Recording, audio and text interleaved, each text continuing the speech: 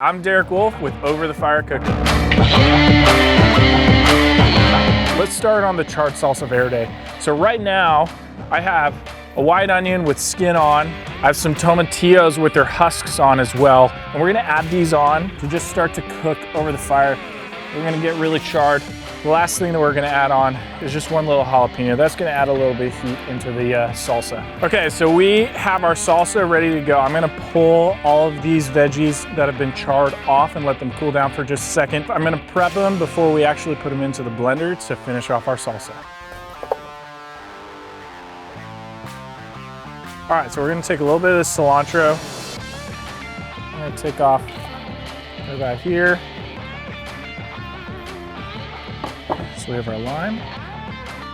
And I usually do about 2 to 3 limes just because I really love the tartness on that salsa verde. Add a little salt and pepper. We're gonna put this into the blender. We'll be ready to go.